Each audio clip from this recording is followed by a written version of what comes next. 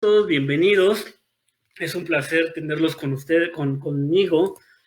Y para los que no me conocen, soy el maestro Jorge Ortega Camacho. Soy licenciado en Derecho por la Universidad Nacional Autónoma de México, Facultad de Estudios Superiores Aragón. Soy maestro en Derecho Constitucional y Derechos Humanos por la Facultad de Derecho de la UNAM. Soy coach para hablar en público, certificado internacionalmente por el Centro de Comunicación Semiológica y Empresarial. Soy perito en criminalística de campo, perito en psicología jurídica. He realizado algunos estudios en el extranjero, en la Universidad Nacional de Asunción. Por ahí estuve realizando una especialidad en juicios orales en la Universidad de Buenos Aires, Argentina, y en la Universidad de Granada, España, he realizado igual algunos cursos. En cuanto a la docencia, me he desempeñado como profesor ya casi por 10 años en la Universidad Nacional Autónoma de México. He participado en otras escuelas como la Barra Nacional de Abogados, en el Instituto de Investigaciones Jurídicas de la UNAM, en el Colegio de Abogados de Exjure. He dado conferencias en varias universidades, tanto nacionales como extranjeras, y también soy coordinador académico de esta Universidad Mexicana de Asunción, que les da la más cordial bienvenida. Tengo diversos artículos que he publicado en revistas como la del Instituto de Investigaciones Jurídicas de la UNAM, en la Universidad de Granada y en la revista del Tribunal Superior de Justicia de la Ciudad de México. Me he desempeñado como oficial ministerial en la Procuraduría General de la República, y ahora Fiscalía General de la República, y colaboro en el Tribunal Superior de Justicia de la Ciudad de México, en donde he colaborado en el Juzgado 62º Civil, en el Juzgado 19º Civil de Proceso Oral, y actualmente colabora en la Tercera Sala Civil, en donde realizo funciones de proyectista de sentencia. Pues bueno, eso es un poco sobre mí. Vamos a fijar las reglas de esta charla.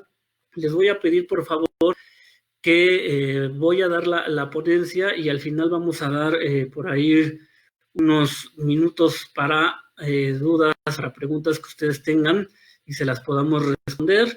Les pido de favor que esas dudas sean sobre el tema que vamos a abordar hoy para no desviarnos en otros temas, que sean preguntas relacionadas con el mismo y vamos a evitar por ahora los saludos. Me da mucho gusto recibir sus saludos, pero vamos a centrarnos en esos temas. Si algo de lo que se ponga no están de acuerdo, con toda confianza también háganmelo saber para que podamos dilucidar esos aspectos y hagamos crecer el conocimiento. Bueno, lo de la constancia que se les va a dar, eso al final de la transmisión, lo vamos a aclarar cómo va a ser el trámite, para que ahorita nos concentremos en esto, que es algo muy bonito, muy fructífero, y que es cómo realizar demanda civil mercantil ganadora. Bueno, me da mucho gusto ver que se recibieron pues inscripciones de estudiantes de licenciatura, que se inscribieron abogados postulantes, funcionarios públicos, maestros y doctores en Derecho.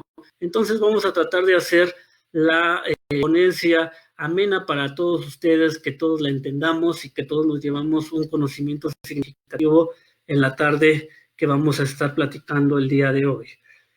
Aprovecho también para mandar un saludo a los alumnos del Instituto Rosario Castellanos que sé que nos están siguiendo y que recibimos muchas inscripciones por parte de ellos, así como a nuestros amigos del Colegio de Abogados del Estado de México, Honores y Justicia, que están también siguiendo esta conferencia. Bueno, vamos a iniciar ahora sí de lleno con esta ponencia y quiero iniciar con una frase que dice así: la mejor batalla es la que se gana antes de iniciarla. Y precisamente eso es lo que pasa cuando nosotros elaboramos una demanda en materia civil mercantil bien estructurada, una demanda que nos va a llevar al éxito. Nosotros, como abogados postulantes o los que se dedican a la postulación, cuando nosotros hablemos estableciendo una demanda, es la base primordial de nuestro proceso. En ese entendido, son los cimientos que vamos a tener que realizar para que todo todo el procedimiento que viene posterior esté bien sustentado. Si nuestros cimientos no están bien hechos, es como una casa. Si una casa no tiene buenos cimientos, se va a caer. Lo vimos en el terremoto que tuvimos en 2017, en donde a veces había puntos en donde había inmuebles muy nuevos, pero que tenían unos buenos cimientos y sucumbieron. Sin embargo, había inmuebles con muchos años que tenían esa cimentación bien hecha y lograron seguir. Y es lo que vamos a hacer con una demanda bien hecha, bien elaborada. Permítanme tantito, que tengo aquí a mi asesor que me va diciendo si se va bien y me tiene un mensaje. Bueno, continuamos, por favor. También si ustedes por ahí échenme la mano si ven algún problema en la transmisión, háganmelo saber para solucionarlo. Bueno, continuamos. Entonces, yo les vengo a decir que sí hay una fórmula para tener una demanda civil mercantil ganadora. Sí podemos tener un asunto bien estructurado que nos lleve al éxito. Lo que se necesita es tener una disciplina y elaborar una estrategia efectiva para poder llevar un asunto. Hay muchos asuntos y muchos de ellos se pierden por diversas cuestiones. Pero lo triste es ver cuando un asunto se pierde por culpa del abogado, es decir, cuando el abogado no formuló una debida demanda que permitiera llegar a un final, a una sentencia o algún arreglo que fuera exitoso para los intereses de su cliente. ¿Cuál es la demanda exitosa? La demanda exitosa es la que nos permite obtener las prestaciones que el cliente quiere, la que nos permite obtener un fruto y la que permite al abogado también poder cobrar de manera honorífica los honorarios que está demandando. Entonces, una demanda en donde nosotros podamos tener características va a ser una demanda ganadora. Pero ¿qué hay detrás de una demanda ganadora? Y aquí lo vamos a dividir en dos cuestiones. La demanda, para hacer una demanda exitosa, vamos a tener que ver cuestiones de fondo y cuestiones de forma. ¿Ok? ¿Qué es en cuanto a las cuestiones de fondo? Las cuestiones de fondo van a ver tres conceptos que van inmiscuidos en la demanda y que el abogado debe de tomar en consideración para presentar una demanda con un fondo sustentado y que nos lleve a que sea una demanda ganadora. El primer concepto es la acción. ¿Ok? Yo como abogado civilista o mercantilista debo de saber que cuando nosotros vamos a poner en movimiento al órgano jurisdiccional es porque yo estoy estableciendo o ejerciendo el derecho de acción, ¿ok? Entonces, todo el derecho civil o mercantil se sustenta en acciones. ¿Qué es la acción? La acción la vamos a establecer desde dos puntos. El primer punto, que es en un sentido amplio o lato sensu, es eso, poner en movimiento al órgano jurisdiccional. Vamos a ver a la acción como un derecho público subjetivo y irrenunciable que tiene el gobernado para decirle al órgano jurisdiccional, ¿sabes qué? Pon en movimiento porque yo quiero ejercitar un derecho. De ahí que venga de actio, que es poner en movimiento al órgano jurisdiccional. Y entonces es un derecho que nos otorga la Constitución de tener tribunales previamente establecidos para solucionar nuestras controversias. En ese punto, entonces, el lato sensu es ese derecho público subjetivo.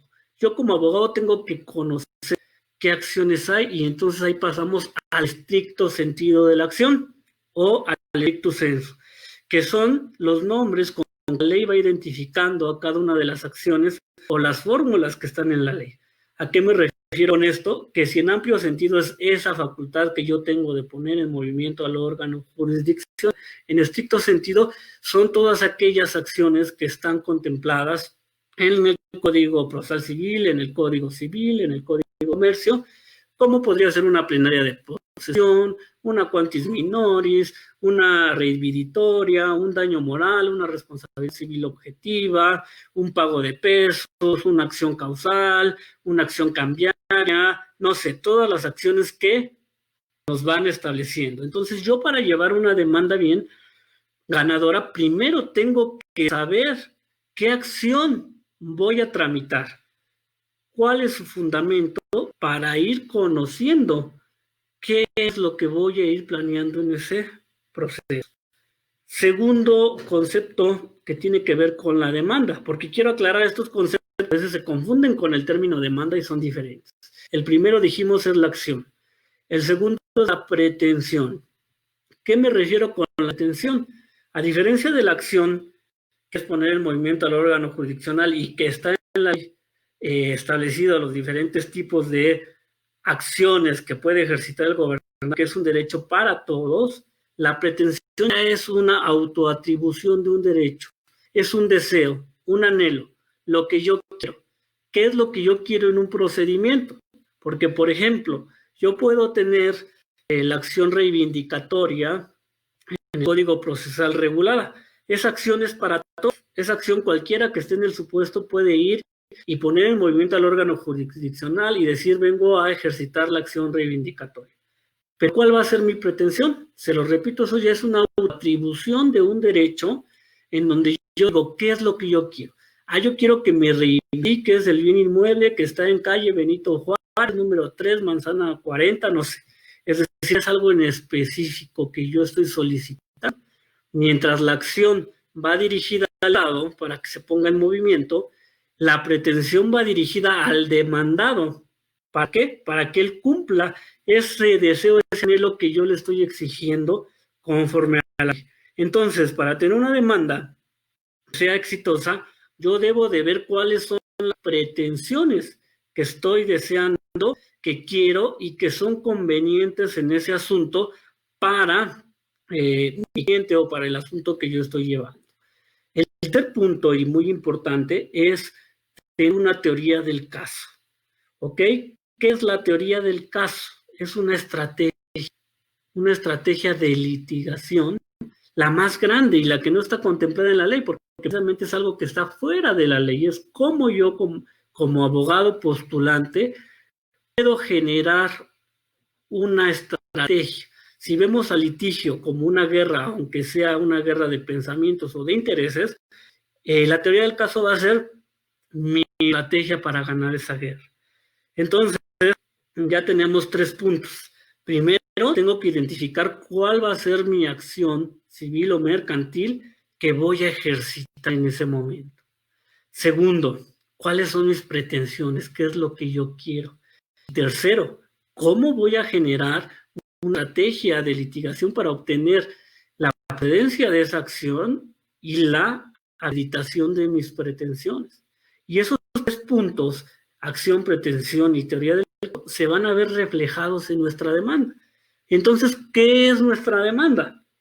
Una demanda es el instrumento a partir del cual yo voy a hacer valer mi derecho de acción y voy a hacer valer mis pretensiones ante el órgano jurisdiccional. Pero que atrás de eso va a ir una teoría del caso para yo poder tener una estrategia, para yo poder tener una demanda, un juicio exitoso.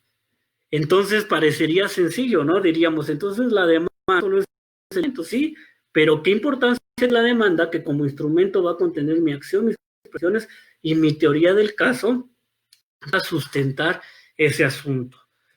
Bueno, vamos a ver ahí, regresando un poco a la acción, entonces yo debo de conocer qué acción voy a citar en esa demanda. ¿Qué es la adecuada, la idónea para mi asunto? Y aunque, por ejemplo, el artículo 2 del Código de Procedimientos Civiles de la Ciudad de México, y para los que nos ven en otros lados de la República, que es un principio general de las acciones y principio general del derecho, que dice que a los le vas a dar los hechos y él te va a poner el derecho, la iuria curia, que le denominamos, y que presume que el juez conoce el derecho. Entonces, nos dice el artículo 2, la acción procederá en juicio aunque no se establezca su nombre. Y dice, el que conoce el derecho es el juez. Y aunque tú como abogado, como postulante, no establezcas qué acción, el juez debe de atender la causa de pedir tus hechos para ver qué es lo que quieres resolver. Ok, pero por eso somos peritos en derecho. Y entonces nosotros sí debemos conocer qué acción estamos ejercitando.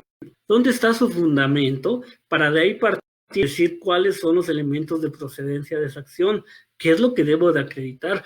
¿Cómo debo de narrar los hechos en mi demanda para que yo cumpla con cada uno de ellos y no sea mi demanda aquellas que decimos nacieron para morir?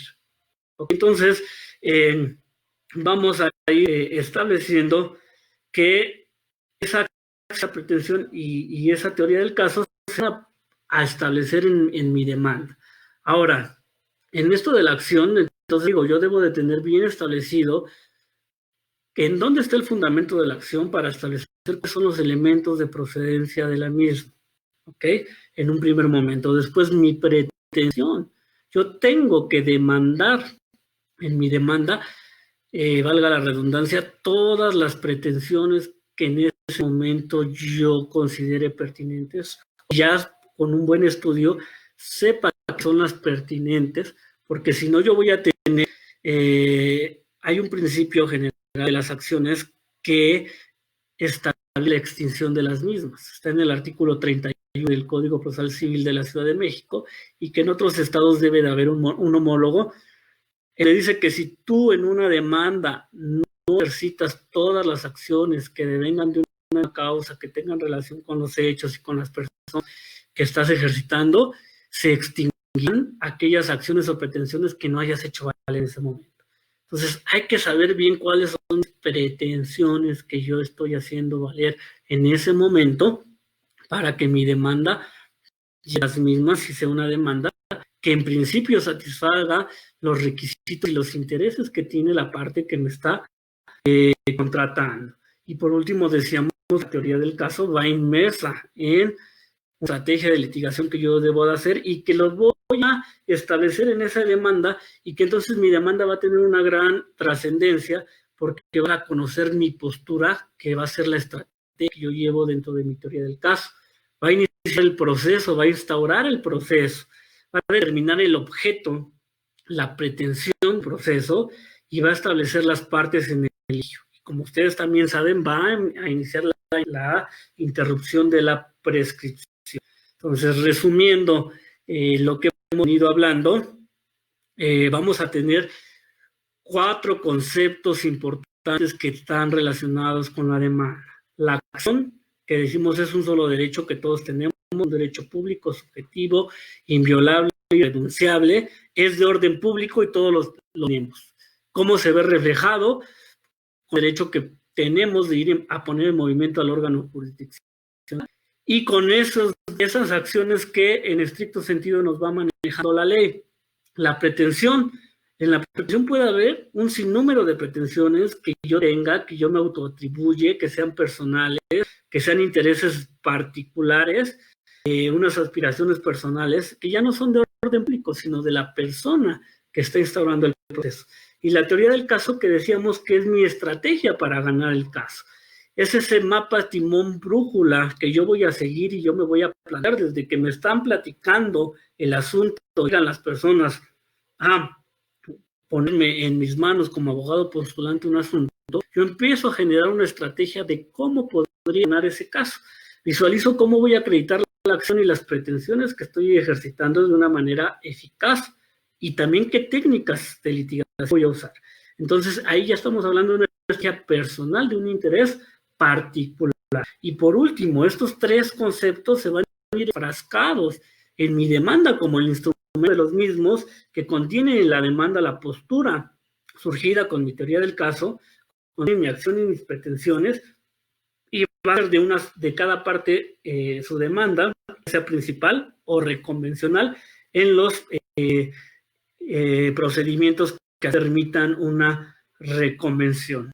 Ahora, me quiero centrar en la teoría del caso. La teoría del caso en dónde está atrás de la demanda.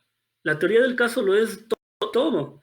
Esto de la teoría del caso empieza a llegar a nuestro país por ahí de 2006, antes de la reforma en materia penal con la justicia penal para adolescentes y posteriormente en 2008 en materia penal.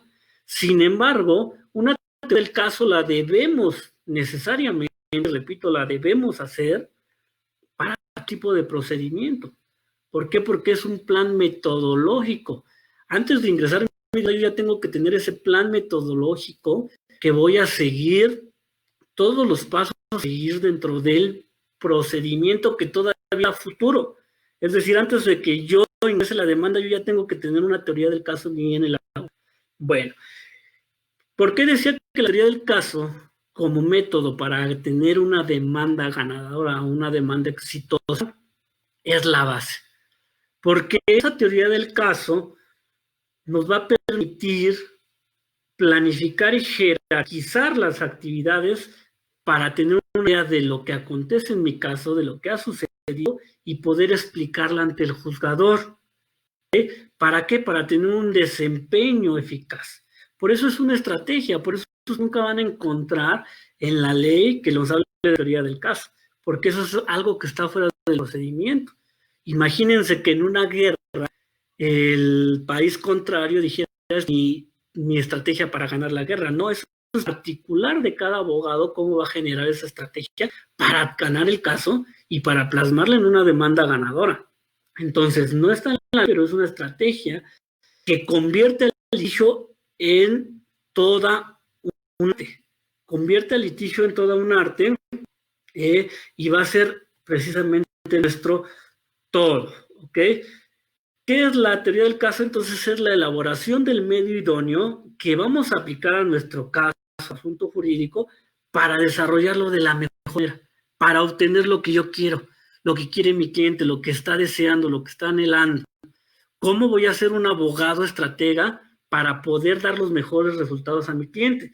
Busco explicar la realidad histórica, cómo fueron los hechos que envuelven mi asunto jurídico, cómo los acredito, cómo se subsumen en el derecho y entonces por qué me deben dar la razón. ¿Por qué? Porque yo mi demanda la hago con miras a una sentencia que sea benéfica a los intereses de mi cliente o bien a un medio alternativo de solución de controversias que derive en un convenio que también sea benéfico para los intereses de mi cliente y para ambas partes.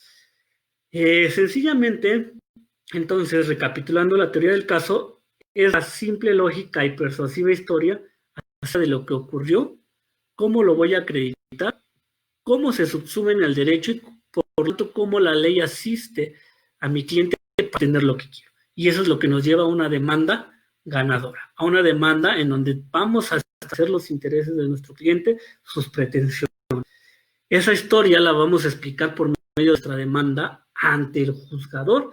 Y nuestra teoría del caso, ojo, para diferenciar bien la teoría del caso, nuestra teoría del caso va a iniciar el momento en que el cliente tiene el primer contacto con el abogado postulante y empieza a ver el asunto con ojo jurídico, por dónde lo va a llevar, y a la postre, no solo en la demanda va a ser el principal mecanismo donde se va a ver reflejado, pero va a continuar por todo el procedimiento. Entonces se va a constituir como esa columna vertebral de mi estrategia a seguir en el procedimiento y a partir de lo cual va a girar todo lo demás, ¿ok? Bueno, entonces vamos a ver que la teoría del caso no solo es una historia, no solo es un cuento, porque esto yo siempre se los digo a mis alumnos cuando estamos hablando del tema de la teoría del caso, que yo puedo tener la mejor teoría del caso, la mejor historia, por así decirlo, pero si yo no tengo pruebas para acreditar lo que estoy diciendo o no se está sucediendo en el mundo jurídico, pues yo lo que tengo es una bonita historia para Mujer Caso de la Vida Real, lo que callamos las mujeres y demás programas que por ahí hay, pero no tengo un caso jurídico. ¿Por qué? Porque mi teoría del caso me va a ayudar a planificar desde 3 puntos, 3 elementos mi asunto. Un elemento fáctico, un elemento jurídico, cómo la ley se subsume a los hechos, y un elemento probatorio, cómo lo acredito, y entonces me va a permitir planear cómo voy a construir, recolectar y exponer mi posición de forma estratégica frente a los hechos materia del proceso. Entonces vamos a hacerlo mediante la articulación de esos 3 niveles de análisis, fáctico, jurídico y probatorio. ¿Ok? Entonces vamos viendo la importancia. Dentro de mi teoría del caso, va a estar en un primer momento subsumida la acción y la pretensión. ¿Por qué? Porque como estoy diciendo, la teoría del caso tiene tres elementos, un elemento jurídico probatorio y un fáctico, ¿ok? O jurídico, fáctico, probatorio. Entonces, todo nace desde la ley. La ley está redactada, como lo dijimos, de manera general. Entonces, yo debo de establecer desde la ley hecho, cómo se subsumen y acreditarlo. Entonces, eso me va a permitir que pueda construir, recolectar, depurar y exponer mi posición estratégica en cuanto a hechos y pruebas frente al juez. Y entonces, en el plano jurídico de la teoría del caso, ahí va a estar la acción y la pretensión. En el plano jurídico vamos a ver cuál es la acción que yo pretendo iniciar. En el plano fáctico, o en el plano de los hechos, cuáles son mis pretensiones y cómo las voy a editar. Entonces, esa teoría del caso envuelve mi acción, mi pretensión, y la voy a ver vislumbrada en mi demanda. Por eso es bien, bien importante elaborar estrategia. Y aquí se los voy a tratar de enseñar en este pequeño curso de cómo elaborar esa estrategia para plasmarla en mi demanda y me lleve una demanda civil o mercantil ganadora. ¿Ok? Bueno, vamos a ver que la del caso va a tener diversas etapas. Yo como abogado, se los digo, desde que llega el cliente y me empieza a contar cuál es el problema jurídico que está teniendo, yo desde ese momento empiezo a tener mi ojo jurídico y empiezo a decir por dónde va, qué materia del derecho es. Ah, que ya vi que es materia civil. ¿Cuál es la más conveniente? Y entonces desde ahí yo empiezo a formular una estrategia, una planeación. Y la primera fase de la teoría del caso va a ser una fase constructiva, en donde yo empiezo a darme cuenta, a enterarme como abogado de los hechos que envuelven el proceso, o que van a envolver el proceso, y que en ese momento envuelven la litis extraprocesal que hay. Y entonces empiezo a formular una hipótesis. Supongamos que llega una persona y nos dice, oiga, ¿sabe qué, abogado? Fíjese que yo hace 20 años compré un predio, lo compré con una persona, no tuve ningún problema, no he tenido ningún problema hasta la actualidad, lo vengo posesionando, pero resulta que ya fui al registro porque ya lo voy a vender y me piden el notario, no sé, una constancia de antecedentes y está a nombre de otra persona, no de la que me lo vendió. Entonces ahí ya vamos viendo y podemos decir, bueno, podría ser una posible solución ejecutar una acción de prescripción adquisitiva, ¿no? Y entonces ahí empieza, pero yo empiezo a conocer los hechos, empiezo a ver cuáles son los elementos de mi acción. Ojo, los presupuestos procesales de acción, que lo vamos a hablar un poquito más adelante, condiciones generales de la acción, y genero mi primera hipótesis. Y entonces yo como hipótesis digo, la solución a este problema es promover una acción de prescripción adquisitiva toda vez que mi cliente ha venido posesionando de manera pública, ininterrumpida, continua, por más de siglos y de buena fe, el bien inmueble, ¿no? Y entonces yo ya empiezo a generar una hipótesis tentativa de solución al problema. Empiezo a tener una guía fáctica que a posteriori me va a permitir tener un elemento probatorio, ¿no? ¿Cómo voy a recolectar las pruebas si una guía fáctica mínima? El segundo punto de la teoría o fase de la teoría del caso es la recolectiva. Yo ya tengo mis hechos, yo ya tengo mi hipótesis, mi respuesta tentativa a ese asunto, y entonces yo empiezo a recolectar las pruebas para sustentar mi hipótesis, para sustentar mis hechos, para sustentar mi acción, mis pretensiones, mis presupuestos procesales de la acción, las condiciones generales de la acción, y entonces yo ojo, esto es antes de iniciar la DME, antes de elaborarla siquiera. Yo en esta etapa recolectiva digo, ¿qué pruebas puedo yo ir recolectando? Porque aparte el abogado se convierte en un investigador de su caso. El abogado debe ser un investigador que salga a recolectar prueba, no a crear prueba, a inventar prueba, sino a inventar prueba para la prueba que existe, prueba que es legal, pero que a lo mejor A lo mejor, en el ejemplo poniendo de la prescripción adquisitiva, dice la ley, el 1156 del Código Civil, se debe de ejercitar en contra de quien aparezca como propietario en el registro público de la propiedad. ¿Cómo voy a ver quién está en contra? Bueno, a lo mejor ya tengo la acción, no sé quién está en contra y tengo que probarlo. Entonces yo como abogado, ¿qué hago? Empiezo a investigar, voy al registro, empiezo a obtener la prueba, qué testigos me van a servir para establecer la posición en las calidades que demanda la ley. Es decir, yo empiezo a hacer un trabajo recolectivo de pruebas y no solo para el fondo, por ejemplo, para los presupuestos procesales de la acción. Si yo quiero saber qué juez es competente, a lo mejor tengo que establecer, no sé, el avalúo de un bien inmueble y yo tengo que llevar todas esas pruebas. Y un punto muy importante que diferencia la teoría del caso civil mercantil de la penal es la prueba documental. Y en general, que en materia civil y mercantil, yo no voy a investigar durante el proceso qué pasó. Yo cuando llego y formulo mi demanda es porque ya traigo acreditado el caso. El proceso civil y mercantil no se para investigar, como lo es el penal. Bueno, hay una investigación, la etapa de investigación es esta, extraprocesal, en donde yo hago una teoría del caso. Y entonces, en esa teoría del caso, yo voy a hacer de forma extraprocesal, tengo que ir diciendo qué prueba voy a recabar, porque al juez civil mercantil no le está permitido hacer pesquisas sobre el asunto, investigaciones, compete a las partes, acuérdense, las partes tienen que acreditar los hechos constitutivos de sus pretensiones, el actor hay que acreditar su acción y el demandado sus excepciones y defensas. Y un punto muy importante, la prueba documental. Yo todos los documentos que tenga en relación al caso, ya los tengo que traer, por eso es esta etapa recolectiva de la vida del caso, ya los tengo que llevar y presentar mi escrito inicial de demanda, porque nos dice el artículo 95 del Código Procesal Civil de la Ciudad de México y 1061 del Código de Comercio, que todos los documentos que se tengan a disposición se deben de presentar con demanda contestación, bajo pena de que ya no se admitan en etapas posteriores. Claro, hay sus excepciones, que no se tengan a su disposición, o bien que ya lo solicitaron y se presente el acuse que ya se pidieron, pero en sí, yo ya debo de llegar con mis documentos, con mis pruebas en esta etapa colectiva.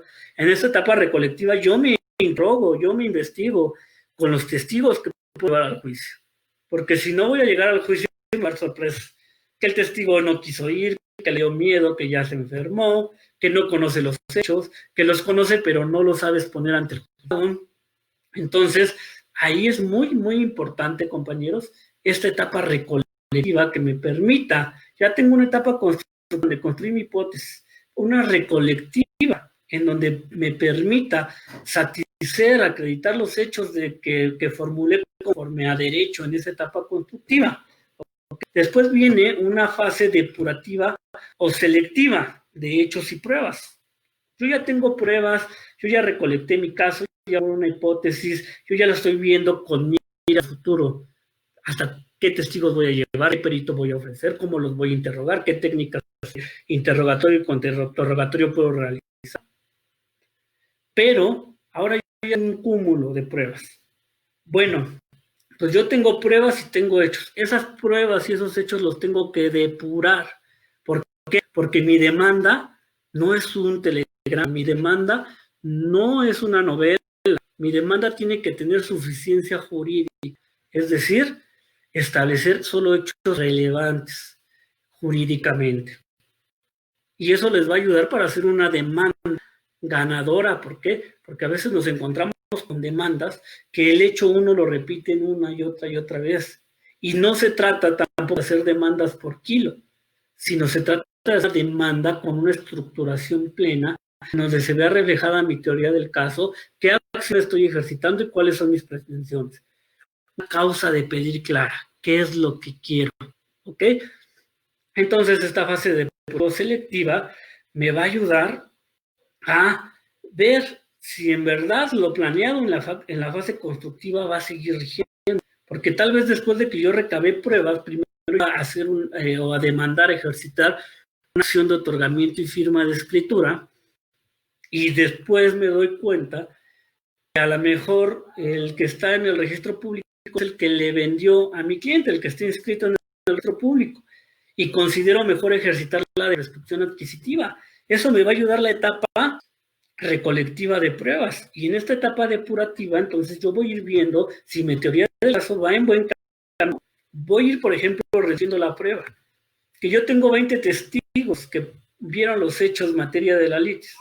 Ok, entrevístate con ellos para depurar la prueba, para que selecciones a los 2 más idóneos.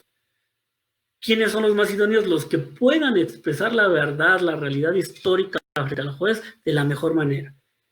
Los que le gusten los hechos, los que no sean tachados. Entonces, en esta etapa depurativa del procedimiento, yo voy reduciendo esos testigos.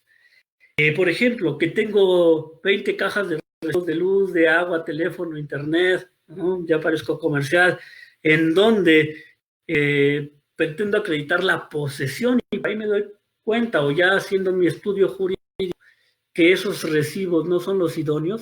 Pues para que yo le llevo al juez 20 cajas con recibos, son pruebas que a lo mejor el cliente me trajo, pero que yo voy a depurar en esta fase. Ya que tenemos esto, me voy a ir a la etapa expositiva de la teoría del caso. Y en esta etapa, fíjense, hasta aquí es donde se junta teoría del caso y demanda.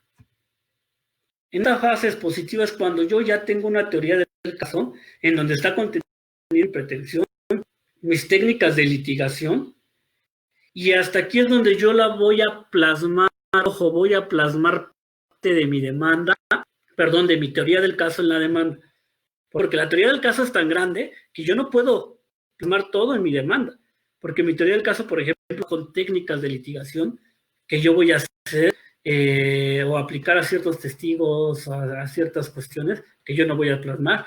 Yo en mi teoría del caso la voy a formular en mi demanda en los requisitos de la misma y en cuanto a una cosa de pedir clara y convincente.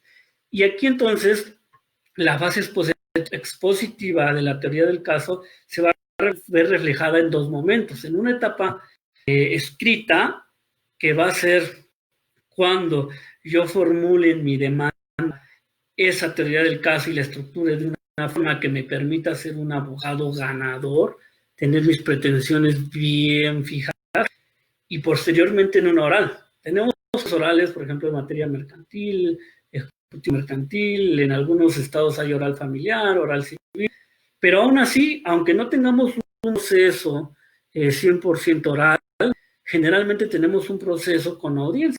En esas audiencias es la segunda etapa expositiva. Es decir, yo tengo que plasmar en mi teoría del caso en la etapa escrita para defender la oral. ¿Por qué? Porque si yo no llevo una buena teoría del caso, en esa demanda, yo no la voy a poder usar en la oral, ni viceversa. Entonces son un todo. Ya tenemos esta fase expositiva de la teoría del caso. Ahora, volviendo a los elementos que voy a plasmar en mi demanda, para que sea una demanda ganadora, una demanda que no me traiga sorpresas, bien estructurada.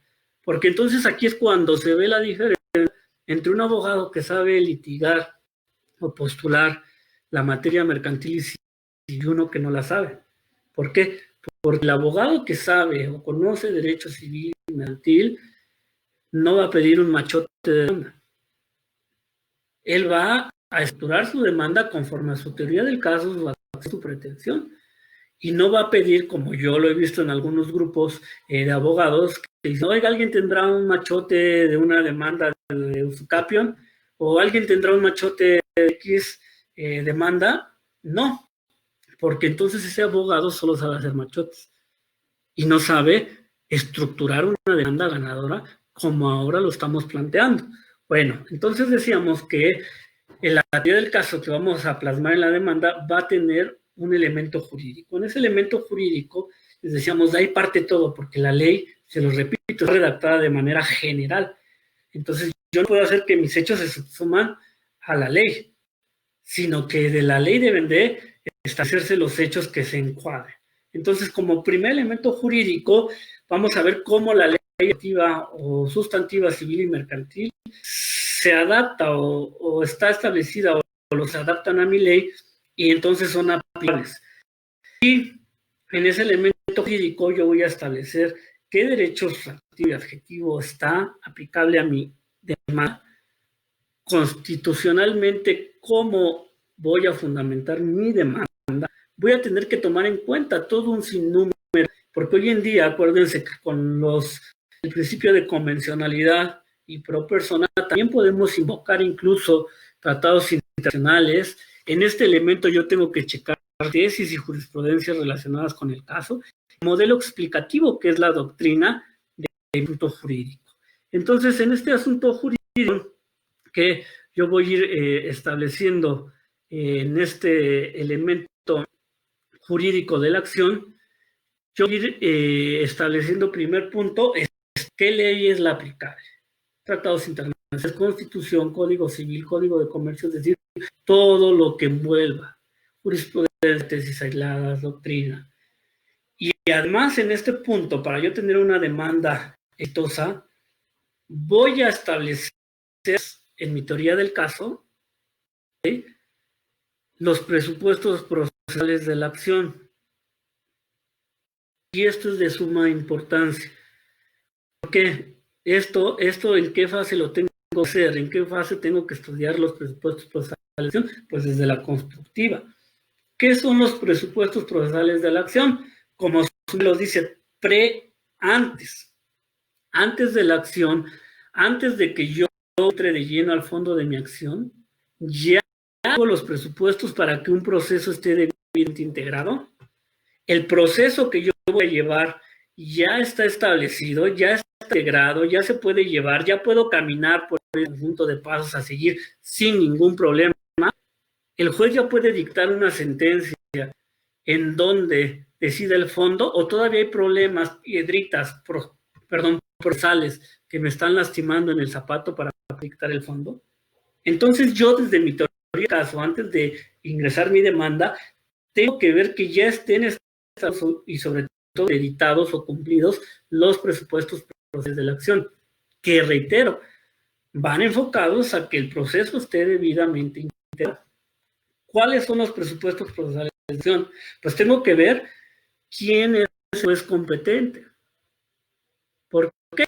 Porque desde ahí mi demanda ya no es ganadora. Si yo lo meto ante un juez incompetente, ¿qué puede pasar? En el mejor de los casos, que el juez se inhiba de conocer del asunto y te deseche tu demanda. Ahí ya no es una demanda ganadora, porque desde ahí ya te la están desechando. ¿Qué más puede pasar? Que el juez no analice, se le vaya por ahí que no es competente, la admita, venga tú contrario y te promueve una excepción de incompetencia, ya sea por declinatoria o por declinatoria. ¿Y cuál va a ser el resultado? Que se resuelva esa excepción, en algunos estados lo resuelve salas, en otros el mismo juez, y que te digan, ¿sabes qué? No eres competente para conocer del asunto. Y entonces tu demanda va igual, ¿ok? Puede ser que te la dirija competente, pero ahí ya no está haciendo tu proceso, tu demanda ganadora, porque desde ahí ya hay una traba. Puede ser que el juez no se dé cuenta, la contraparte no promueva la excepción y entonces ya te sometiste tácitamente a esa competencia. Pero ahí, ojo, porque ya te va a resolver que en principio no era competente, que se volvió competente por sumisión y que a lo mejor no es idóneo porque no está especializado en ese tipo de asuntos. ¿Qué otro presupuesto? Si clientes o quien va a promover la demanda tiene legitimación en el proceso, tengo que formular antes de meter mi demanda y ver si ya están legitimados procesalmente para actuar, para poder promover el proceso en nombre de otro o bien por propio derecho. Si no, ¿qué va a pasar? Ya no voy a tener una demanda ganadora. ¿Por qué? Porque primero el juez puede establecer que no hay legitimación procesal, o bien la contraparte promover una falta de legitimación en el proceso. ¿Qué va a pasar? Imagínense, este tipo de legitimación de presupuesto es subsanable. Nos van a dar, generalmente dan 10 días los códigos para sanarlo. Pero si el actor se le fue por ahí, no puede sanar esa falta de personalidad o de legitimación, se va a sobreseer su asunto y ya no hay una demanda ganadora.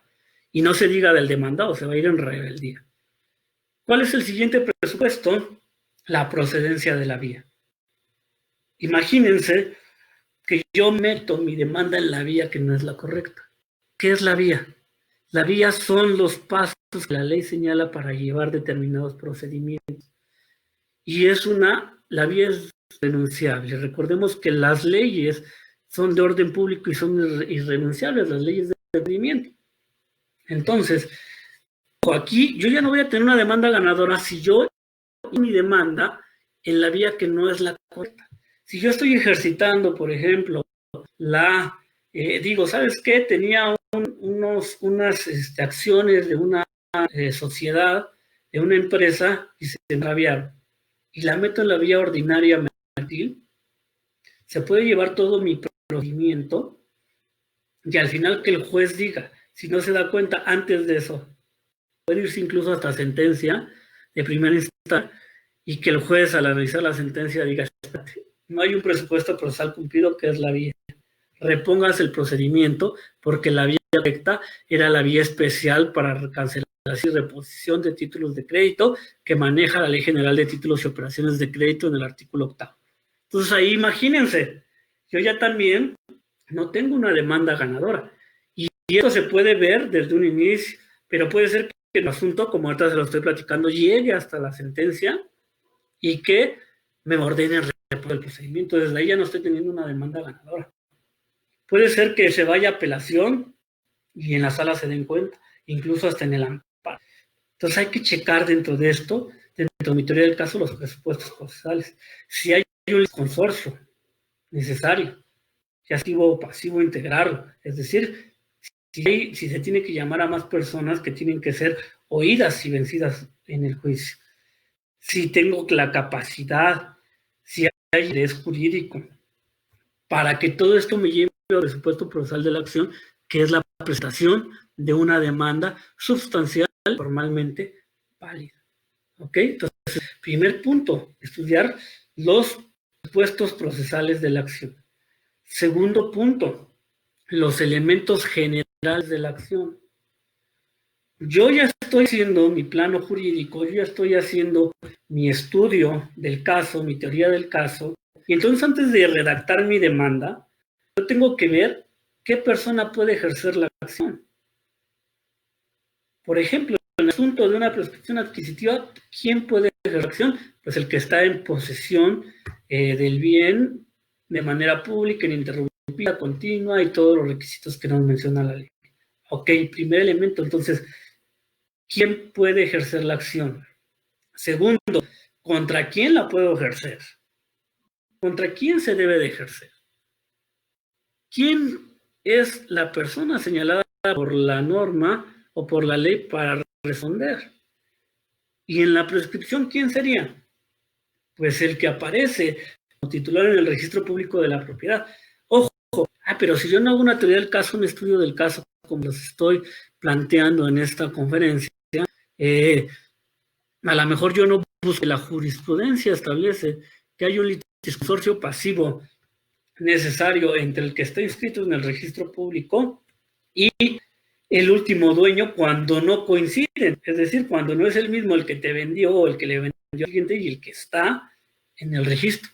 Entonces ahí yo, ya faltando a esto, ¿contra quién lo debo de ejercer?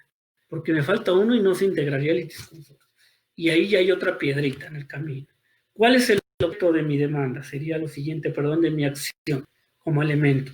Yo tengo que saber cuál es mi objeto, ¿no? Porque ha pasado en donde, por ejemplo, un abogado dice, oye, es que no, le vendí un carro y no me lo ha pagado, eran mensualidades. Y entonces, el abogado se va por una rescisión de contrato. Y le regresan el carro, las cosas vuelven al estado que tenían antes, le regresan el carro al señor y dice, oye, pero yo no lo quería, porque el carro ya está usado, el carro ya el motor se lo descompuso, ya le metió kilometraje, cuando lo que a lo mejor debía de haber hecho es simple un cumplimiento de contrato. Entonces, debo de verse el objeto de la acción para ver qué es lo que en realidad quiere, las pretensiones que quiere mi cliente para satisfacerlas en mi demanda. ¿Cuál es la causa jurídica o título de la acción? ¿Cómo la ley denomina la acción? Acción reivindicatoria, plenaria, publicana, no sé. ¿Qué tipo de acción es? ¿Es una acción real, una acción personal? ¿Es una acción del estado civil de la familia? ¿Es una acción declarativa, constitutiva, de condena, etcétera? Entonces hay que ir estableciendo estos puntos. Y luego, algo muy importante, los elementos específicos de la acción, los requisitos de procedibilidad. Y esto, compañeros, amigos que me están observando, es el grano del derecho civil mercantil que yo debo de establecer en mi teoría del caso y por lo tanto en mi demanda. ¿Qué acción estoy ejercitando? Y entonces, conforme a la ley, ¿qué requisitos debo de cumplir? Por ejemplo, otorgamiento y escritura. Aquí en la Ciudad de México está en el artículo 27 del Código Procesal Civil. ¿Qué tengo que acreditar? Pues primero tengo que acreditar la relación contractual que me une con esa persona demandada. Segundo, que tengo derecho a que me extienda el título legal correspondiente. ¿Por qué? Porque yo ya cumplí con mis acciones. Ese sería mi segundo elemento de la acción. Y tercero, que el enjuiciado se encuentra obligado a extenderlo precisamente porque yo ya cumplí. Entonces, estos tres elementos yo los tengo que plasmar en mi demanda por medio de mis hechos y decir, este es el elemento A, B y C que tengo que acreditar. ¿Cuáles son las tensiones que surgen para narrar mis hechos? ¿Y cómo las voy a acreditar? ¿Y cómo se subsumen en el mundo jurídico? Entonces yo ya voy teniendo una demanda ganadora. ¿Por qué? Porque entonces mi demanda ya está sustentada precisamente en hechos jurídicamente relevantes que nacieron de elementos de procedencia de mi acción. Y estoy dejando fuera paja. Porque a veces cuando me ha tocado estudiar asuntos, me ha tocado asuntos hasta casi me hacen llorar, ¿verdad? Otros me hacen reír, ¿pero por qué? Porque me aplican a lo mejor para un reivindicatorio toda su vida, ¿no? Que su papá les pegaba y que ahora los quiere correr. Bueno, entonces, hechos que no son relevantemente jurídicos, no hay que ponerlos. ¿Y cómo voy a poner los que sí son relevantemente o relevante para la ciencia de hecho? Pues estableciendo los elementos de procedencia de mi acción. Vamos a un caso más concreto. Un cumplimiento de contrato, ¿verdad? Nos dice por la ley cuáles son los elementos de procedencia. Y dice, creo que es el 1949, el cumplimiento de las obligaciones se encuentra implícito en las recíprocas. El que tiene derecho de exigir del que no cumplió, a la redundancia, el cumplimiento o rescisión del contrato. Bueno, entonces de ahí se desprende qué es lo que tengo que acreditar en una acción de cumplimiento de contrato. Primer elemento, la relación contractual. Entonces, ¿cómo lo voy a establecer en mi demanda? ¿Qué hechos voy a narrar para establecer la relación contractual? Pero sobre todo, ¿cómo la voy a acreditar? ¿Y con cuántas pruebas? Porque el elemento fáctico se debe acreditar con el probatorio, pero mínimo hay que tratar de tener 3 elementos de prueba por cada elemento fáctico. ¿Y cómo se subsume en el mundo jurídico? Entonces, yo ya voy relatando a modo de silogismo, pueden usar el más básico como exponents, de cómo ¿qué es lo que dice la ley? ¿Qué es lo que pasó en el caso en específico? El día tal, celebré contrato, tal.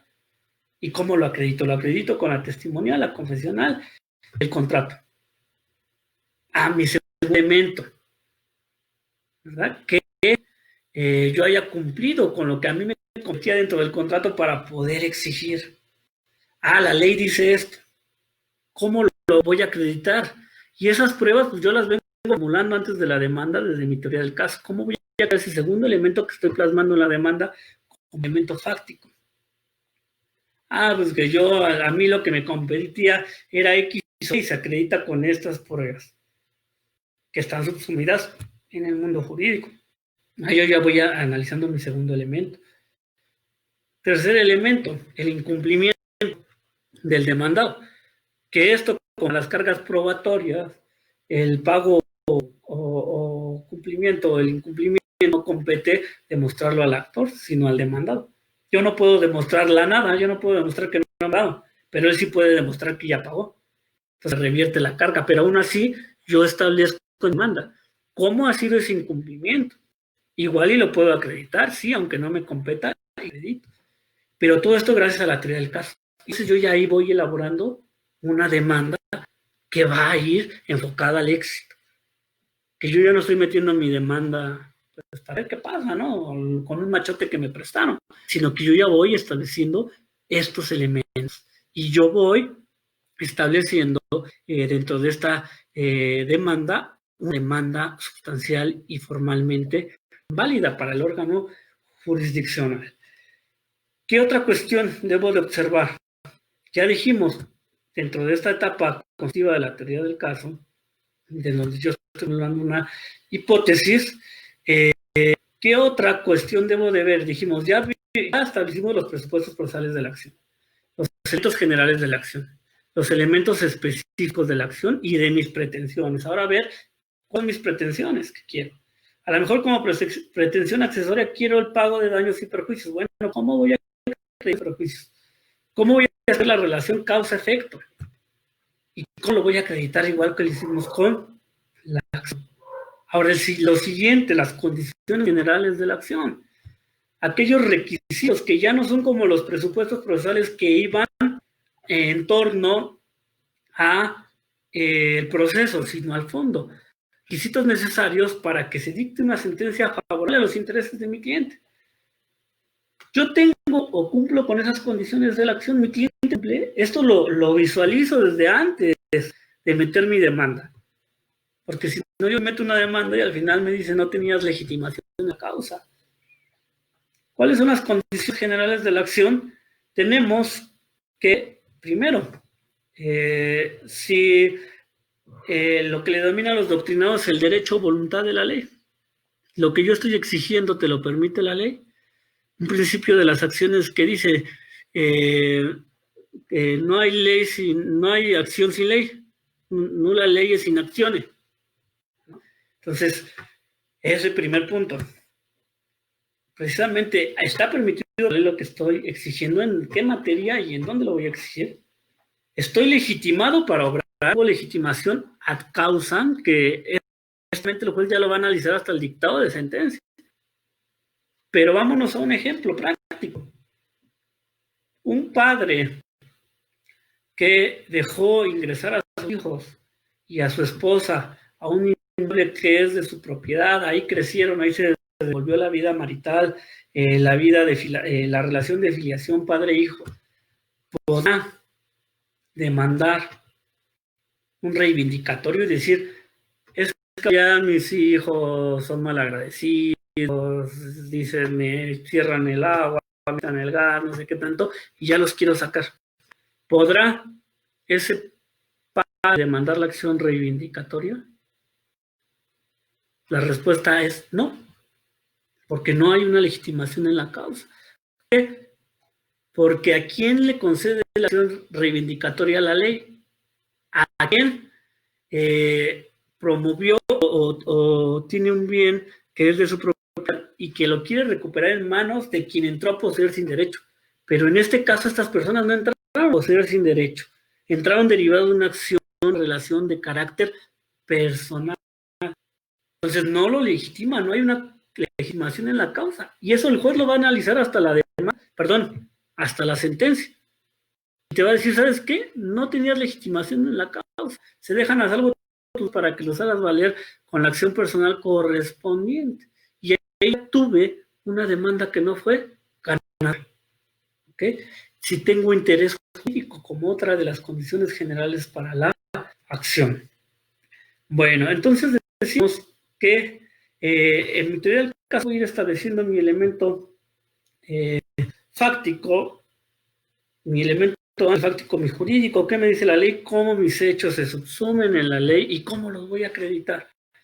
Y entonces empiezo a estructurar, por eso decíamos que el caso es un guión, una partitura, un mapa, si ustedes lo quieren ver así, de los pasos a seguir estratégicamente para ganar el asunto, desde esos 3 puntos o planos, que es jurídico, fáctico y probatorio, que se diferencia del proceso porque ahí son pasos a seguir, pero que nos marca la ley para hacer valer la ley. Y no, la teoría del caso son pasos a seguir dentro de ese proceso, pero de manera estratégica para que yo pueda ganar. Y el primero de ellos y primordial es una demanda bien elaborada, que yo pueda sustentar con estas precisiones que estamos diciendo y que yo concretando mis pretensiones, ¿ok? Bueno, ahora ya nos queda un poco tiempo, vamos a tratar de dar una serie de preguntas y respuestas, pero en este tiempo que nos queda, quisiera tocar los pasos que he diseñado para elaborar una teoría del caso civil mercantil. El primer paso es conocer el relato de los hechos. Ustedes tienen de plasmar en su demanda la teoría del caso que envolver el elemento fáctico. ¿Cuáles son los hechos? Interrogarme con testigos. Incluso si ya hoy sé que voy a ofrecer un perito, interrogarlo para poder plasmar de mejor manera los hechos en mi demanda. Entonces, yo empiezo a conocer el relato de los hechos por medio del cliente, de los testigos, de los documentos que traen hechos inmersos en él, y empiezo a conocer los hechos. Y para esto, fíjense, hechos que nos van a llevar a una demanda bien hecha, por lo tanto ganadora, tienen que ir enfocados en lo que en principio, identificar circunstancias de modo, tiempo y lugar, y establecer lo que los criminalistas conocemos como las 7 preguntas de oro de la criminalística, que es ¿qué hizo? ¿Verdad? Es decir, la primera ¿qué hizo? La segunda ¿quién lo hizo? La tercera ¿quién? La cuarta ¿cómo? La quinta ¿cuándo? La sexta ¿dónde? La séptima ¿con qué? E incluso yo le agregaría otras 2. ¿Por qué lo hizo? ¿Cuál fue el resultado? Esto nos va a llevar a tener buenos hechos, un buen planteamiento fáctico para nuestra demanda. Recuerden que a la posteriori nos vamos a tener que depurar, ¿no? No podemos llevar todos los hechos, sino los relevantes para el caso. Segundo paso, vamos a realizar un proceso de subsunción de los hechos en hecho. ¿Okay? Ya conozco los hechos, ahora esos hechos, ¿en qué ley encuadran? ¿En qué acción encuadran? ¿Qué acción es la adecuada? ¿Qué pretensiones me dan? Entonces, ¿qué es lo que dice la ley? Ya lo hablabas hace rato. ¿Qué no dice la jurisprudencia, las tesis aisladas, la doctrina, los tratados nacionales, las convenciones internacionales, la propia Constitución? ¿Okay? Entonces, ese segundo paso es todo lo que yo voy a usar para mi caso jurídicamente y que viene de los hechos. Tercer paso, realizo una investigación sobre el caso, aspectos del caso que aún desconozco.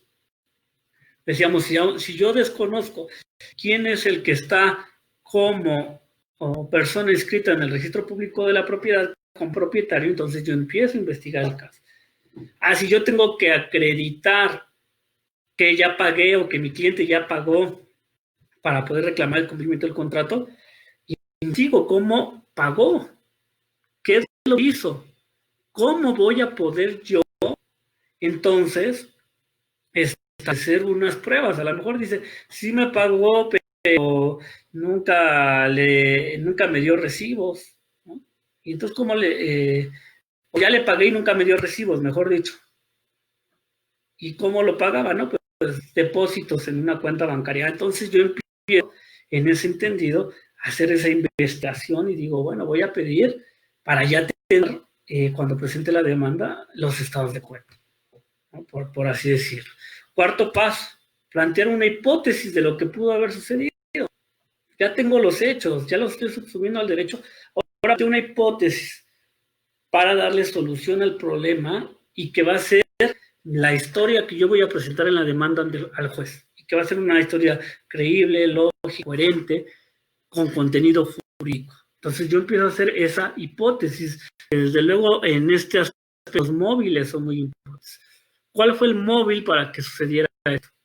¿Cuál fue el móvil para que pudiéramos establecer o por qué no le ha pagado, o qué le dejó de pagar? Es muy importante en ese punto. Quinto paso, los hechos que ya subsumimos en la ley con pruebas. Yo ya tengo unos hechos que subsumí en la ley, que hice una hipótesis para darle solución al problema, ahora los tengo que probar, los tengo que acreditar, porque aquí reiteramos, conforme a las cargas probatorias que maneja el Código Procesal Civil y los códigos procesales civiles y el Código de Comercio, cada parte tiene que acreditar.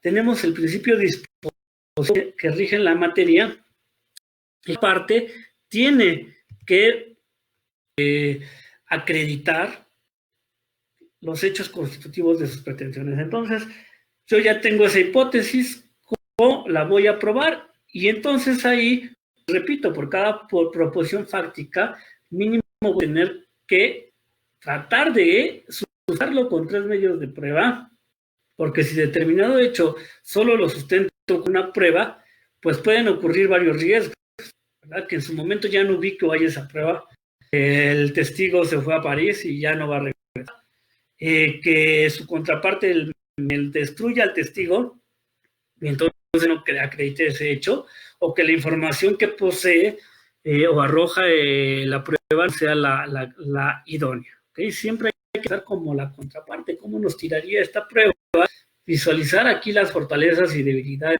tanto propias como ajenas, robustecer la prueba débil con alguna prueba que sea más sólida, por medio de la prueba tratar de demostrar al juez lo que sucedió y ir buscando las pruebas conforme a los principios generales de la prueba. ¿Cuál es la pertinente? Si esa prueba es suficiente, si es idónea, si tienes legalidad legal, es decir, todos aquellos principios generales de la prueba, y hay que ir viendo cómo. Fíjense, la teoría del caso es tan importante que esas pruebas yo ya las tengo que llevar antes de que presente mi demanda, máxime la documental, por lo que ya hemos comentado. Pero aún así, por ejemplo, el juicio oral mercantil, desde tu demanda tienes que ofertar tus pruebas. Hay otros procedimientos en donde hay una etapa probatoria, pero aún así, tú como abogado ya debes de llevar todo tu asunto cocinado en tu demanda. Para que lo que tú llegas a hacer en materia civil y mercantil ya es presentar tu caso, no investigar. Entonces hay que tener cuidado con estos elementos que estamos viendo. Vamos a poner un ejemplo. Si yo quiero acreditar la proposición fáctica, donde digo, Jorge le prestó 30,000 pesos a Enrique, ¿qué elementos de prueba la puedo descansar en mi demanda para que sea una demanda ganadora a la posta? Pues el contrato de mutuo, a lo mejor testimoniales de 2 personas que estuvieron ahí presentes, la confesional de Enrique, una pericial, a lo mejor en caso de que desconozca la firma. Claro, esto sería hasta que la desconozca. Pero entonces yo ya voy planteando un cúmulo de pruebas para la proposición fáctica. Y así si me tiran si mis testigos ya no fueron, o la confesional negó todo, entonces tengo más pruebas para acreditarlo. Y me va dando pie a tener una demanda civil mercantil ganadora. ¿Ok? Y siempre hay que buscar comprobar el nexo causal. Es decir, en la actora, yo digo, como celebré un contrato de compraventa con el demandado, el cual le vendí un automóvil comprometiéndose a pagarle 30 mensualidades de 3,000 pesos y nada más me dio 2 mensualidades. ¿Cuál es el efecto? Por ello es que demando la acción de cumplimiento forzoso más las prestaciones accesorias, intereses ordinarios, moratorios, daños y perjuicios. Eso es causa-efecto. Dejó de cumplir, por eso le demandando. ¿Cómo lo acredito? Pues con el contrato, a lo mejor los recibos, testimoniales, confesional, etcétera, que se vayan haciendo dentro de mi asunto civil, sin pasar por alto lo que ya hemos explicado, que cada asunto tiene o cada acción, mejor los elementos específicos y generales de procedencia.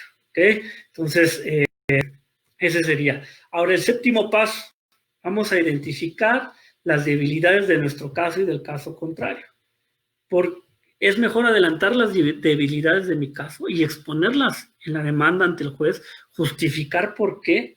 A lo mejor un contrato no se realizó por escrito, un contrato de préstamo mercantil, y digo, voy a reclamar ese contrato.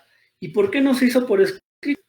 ¿Cómo justifico esa debilidad en mi caso? Lo voy a acreditar con testimoniales, pero ¿cómo justifico esa debilidad? Y la expongo ante el juez.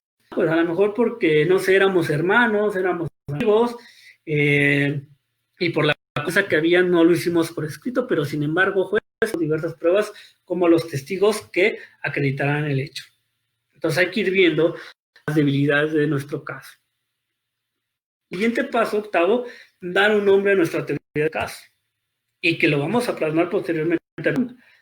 Así como lo hacen los periodistas, ¿verdad? Que con un encabezado no toda la nota, nosotros debemos de dar un nombre a nuestro caso que establezca lo que estoy buscando dentro de ese asunto civil mercantil, que es ser mi punto de partida para yo al juez y con eso le diga todo. Es decir, voy a hacer mis hechos y dentro de esos hechos voy a hacer un título a mi teoría del caso y que también me permita tener bien puntualizado en memoria el asunto en particular.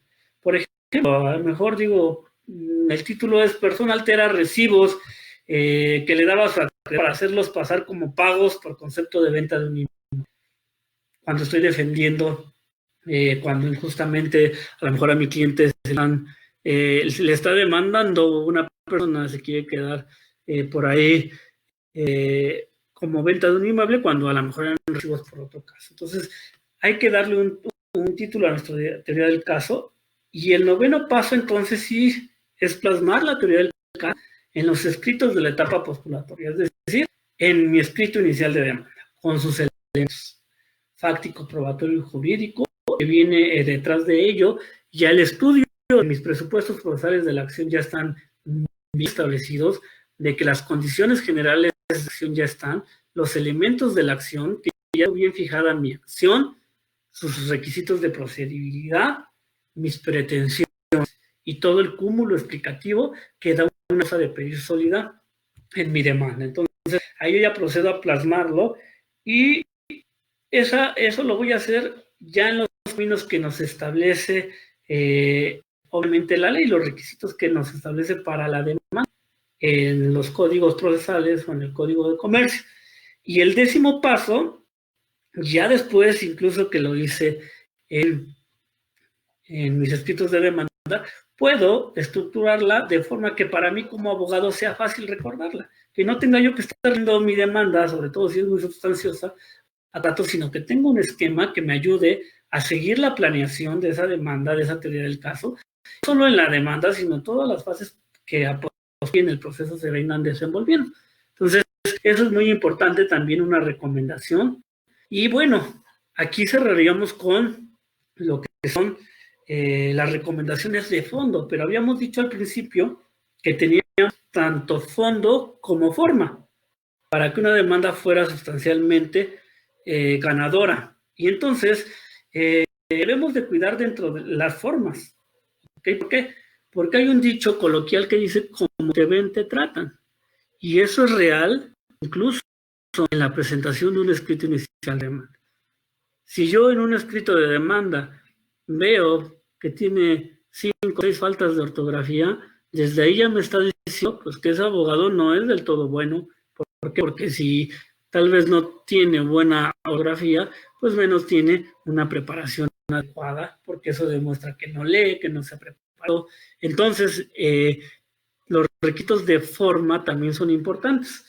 El primero vamos a atender los requisitos de ley que debe de reunir una demanda. Entonces, mi teoría del caso la voy plasmando en mi demanda por medio de los requisitos de ley. Por ejemplo, nos dice el 1378 del Código de Comercio, la demanda deberá reunir los siguientes requisitos. Y ya nos dice el juez antes que se promueve, nombre y apellidos, el objeto o objetos reclaman, etcétera. Yo los debo de seguir al pie de letra. Pero ojo, aquí es la diferencia. Si lo que yo expliqué de forma no lo sé hacer como abogado, puedo hacer una demanda así siguiendo estos requisitos, los lleno. Es un machote, pero no va a ser una demanda sustancialmente ganadora porque yo no tengo ese respaldo teórico estratégico que les he explicado con anterioridad. Pero sin embargo, ese respaldo, cuando yo la tengo, ya tengo una teoría del caso, la voy a plasmar en mi demanda conforme a los requisitos que nos exige las diferentes posiciones legales. Otra cosa, la protesta de decir verdad, no todos los códigos la exigen como obligatoria. Sin embargo, es importante, y también es importante, ¿por qué? Porque esa protesta de decir verdad puede incluso configurar delitos si se falsean los hechos. De hecho, desde que yo presento ante autoridad un escrito de falsear los hechos, ya puedo estar cometiendo un delito, aún aunque no haga la protesta de decir verdad. Ahora, ¿qué otra recomendación? Hay que dejar en claro el mensaje. Ya tengo mi teoría del caso a fondo, pero ahora la tengo que dejar clara en mi demanda. ¿Por qué? Porque por muy bueno que sea el mensaje, por muy buena que sea la estrategia, la historia que yo establecí, si soy buen mensajero, no le va a llegar al juez.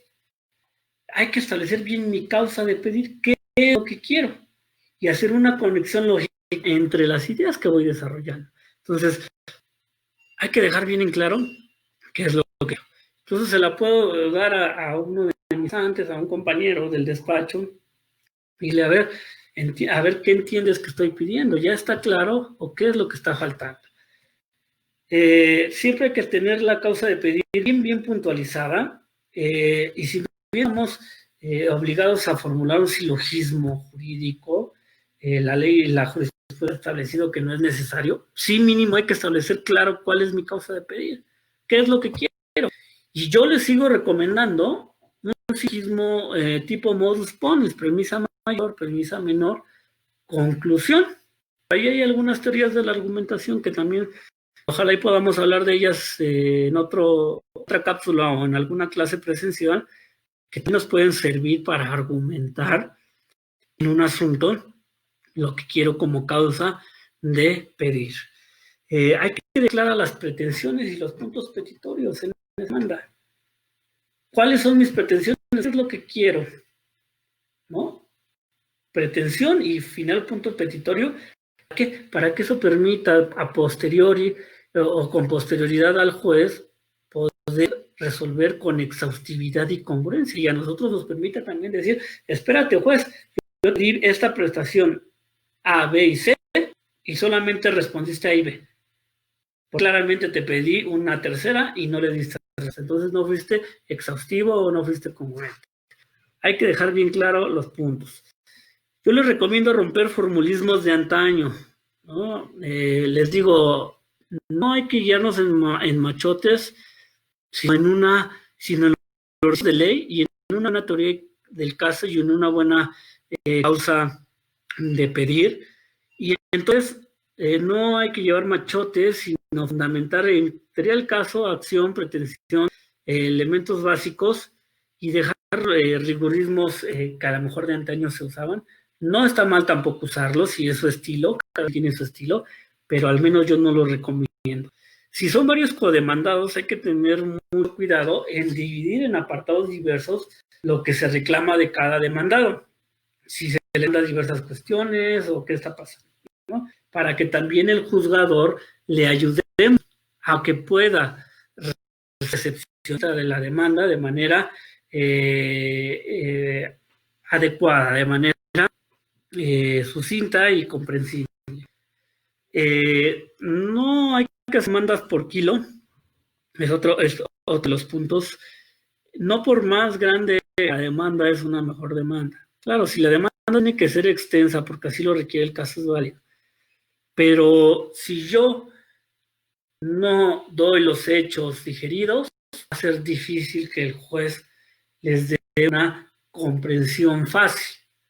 ¿Ok? Entonces, si yo 20 veces repito el hecho 1, es una cuestión que no debe de ser adecuada.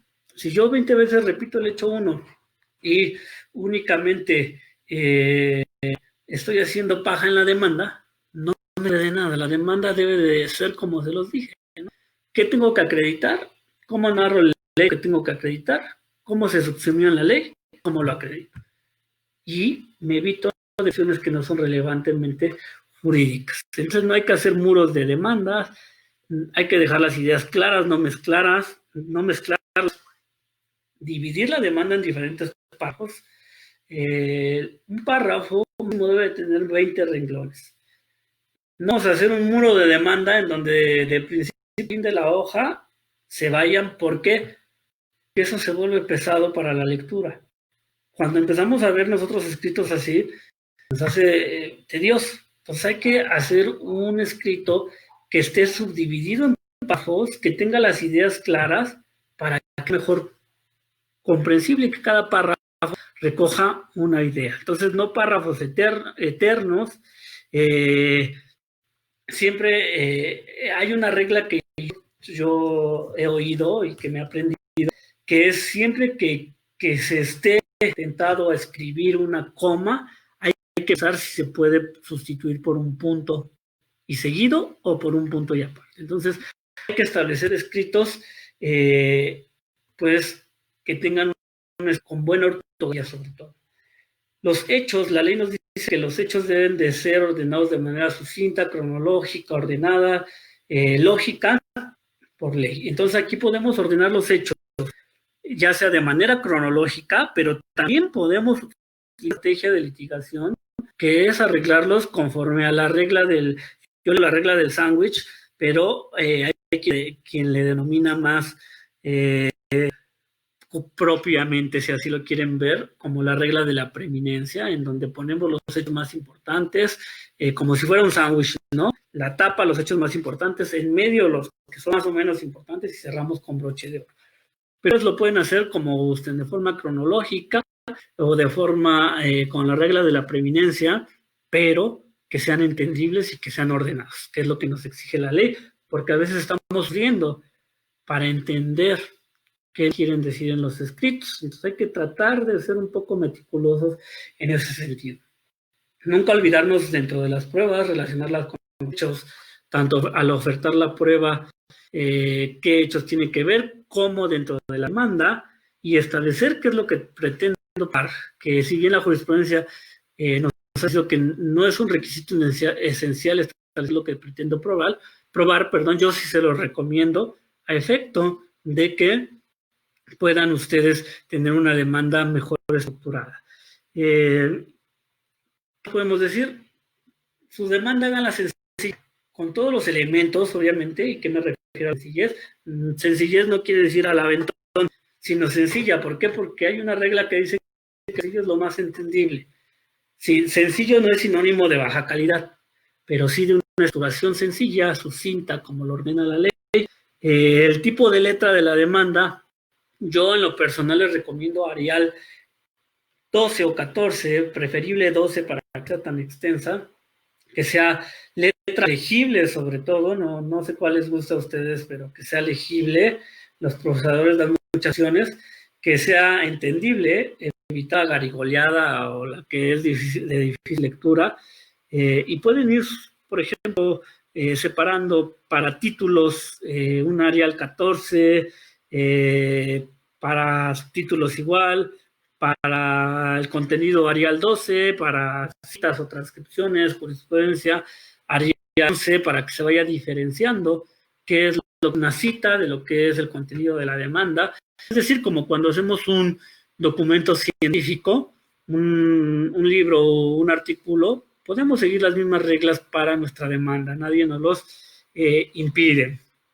Es recomendable poner sangrías al principio de cada párrafo, que evita que la lectura se torne pues aburrida o cansada. Las cantidades por ley hay que ponerlas tanto con número y letra, porque en caso de duda recordemos que prevalecerá la cantidad escrita con letra. Entonces, dentro de la demanda queremos resaltar una idea. ¿Qué recomiendo en esto? De preferencia negritas o cursivas, una u otra, para no hacer un revolvedero y que se vea uniforme, nuestro escrito. Ahí depende de la estrategia del abogado, no abusar de rayado, de colores, de cambio de letra, que estructurar bien esa demanda. Siempre hay que tratar de no dejar renglones, hay que hacer una estructura que se vea adecuada. Organizar la demanda por medio de subtítulos puede ser una buena idea para que se vaya comprendiendo. Por ejemplo, el subtítulo es relación contractual y narro la relación contractual. Otro subtítulo, cumplimiento por parte de la actora y narro. Eso ya es cuestión de, repito, de cada abogado, su estilo, pero yo es lo que recomiendo porque yo les voy a pedir una mejor comprensión de cada uno de los componentes e incluso de que cada tema, que hay temas que componen la demanda. A veces utilizamos también mucho las viñetas. Si las vamos a usar, válido, pero un solo tipo de viñetas que sea uniforme y que sea estándar en todo el escrito. También evita redundancias, como luego entonces, en fecha 25 de enero, ¿verdad? Porque 25 de enero ya es una fecha, entró para adentro, todas estas que conocemos hay que evitar, hay que hacer una redacción buena que vaya pegada a una buena argumentación y a una buena ortografía, sobre todo. Signos de puntuación, tienen que usar signos de puntuación para que la demanda sea fácil de seguir, que la lectura sea fluida, el punto y la coma deben de usarlos de manera adecuada, no siempre repetir, por ejemplo, la I para conjunción, hay que buscar conectores, que es una redacción impecable y podamos plasmar nuestras ideas de forma clara, concisa, congruente y coherente en la demanda. Hay que evitar las repeticiones de palabras. No puede haber dos palabras seguidas en un mismo párrafo. Bueno, puede haber, pero no es recomendable. Hay que tratar de utilizar sinónimos, no siempre usar demandado, hay que tratar de cambiarle un sinónimo, en vez de decir 100 veces demandado, a lo mejor la contraparte, el reo, el enjuiciado, mi contraria, no sé, aquí, porque eso permite la fácil lectura y comprensión. Son cuestiones de forma, pero que van a ayudar a que su demanda sea ganadora. Hay que eliminar la paja, eso lo tenemos que hacer desde la teoría del caso, en la fase depurativa, pero hay que, una vez que ya estamos redactando la demanda, hay que quitar frases repetitivas, no abusar de criterios jurisprudenciales, hay que preferir primero la jurisprudencia sobre tesis, para no hacer una demanda tan extensa, evitar las malas palabras, ¿verdad? Luego, ahora, como abogados, tenemos que reivindicarnos en que ser personas respetadas, estudiadas, que demostremos nuestro nivel de conocimiento, porque ahora se le ha dado mucho a los abogados de incluso insultar a la autoridad con palabras obscenas e incluso la corte ya dijo que es parte de la expresión, pero yo no se lo recomiendo. No hay que usar términos raros, graciosos, u opiniones personales tampoco tienen nada que ver, ¿no? A mí me tocó una vez por ahí una en donde decía, como actualmente el país con el presidente actual que tenemos, seguramente la contraparte actúa el presidente porque son del mismo partido, eso no tiene relevancia jurídica en el asunto. Entonces, opiniones personales hay que evitarlas. Hay que evitar transcribir la ley. Digamos al principio, hay un principio que es el nove iura curia, en donde el juez con la ley. Entonces, ¿para qué le transcribo los artículos? Además, todos tenemos al alcance poder consultar la ley. Mejor hay que explicar la ley por medio de un silogismo, por medio de nuestra tasa de pedir. Pues siempre hay que recordar que el juez conoce el derecho. Aunque algo muy importante sí es no dar nada por sentado. Siempre tratar de dar los hechos, no pensar que es algo obvio del juez. ¿Y cómo lo vamos a lograr? Como se los dije, los elementos de procedencia de la acción. Hay que establecer, no hay que escatimar en conceptos que pueda conocer el juez, que se los tenemos que dar al juez. Entonces hay que ser claros. La ortografía siempre es básica. Revisen su ortografía antes de entregar la demanda, de presentarla. Si no, cómo se busca una palabra porque no todos somos doctos, tal vez en 100% ortografía, pues hay que buscar el diccionario, hay que preguntar a un experto, buscamos mejor un sinónimo para que la lectura sea persuasiva y evite que nuestra contraparte y el juez solo se fije en lo negativo, ¿no? He visto jueces incluso que hasta se encierran, ¿no? Aparte que hasta les encierran los errores ortográficos. Y claro, un error ortográfico va a restar a nuestra demanda y al abogado que la está haciendo. Hay que revisar nuestra demanda 2 o más veces antes de entregarla, hay que leerla cuidadosamente. No hay que caer en el perfeccionismo, porque si no, nunca la vamos a terminar, ¿no? Pero sí que vaya bien, bien adecuada y que sobre todo exprese lo que ya hemos venido estableciendo como cuestiones de fondo. Hay que utilizar cada quien nuestro propio estilo. Se recomienda pues hojas blancas, de preferencia oficial, que son las que usamos en los juzgados, aunque la ley no lo exige, es presentación, y entonces esas tamaño oficio regularmente las usamos, que no sean hojas con colores llamativos, que hagan perder la atención en el escrito. Hay que, ya se los había dicho, exhibir documentales, y en general entonces yo voy a tener 2 puntos, forma y fondo. Forma, ya dijimos, la demanda debe establecer una teoría del caso, que esa teoría del caso establezca un elemento jurídico. En ese elemento jurídico yo voy a ver los presupuestos procesales de la acción, las condiciones generales de la acción, los elementos de la acción, qué leyes aplicar. Va a tener un elemento fáctico, cuáles son los hechos que está planteando mi parte y que son jurídicamente relevantes. Va a tener un sustento fáctico y probatorio. ¿Cómo lo voy a acreditar?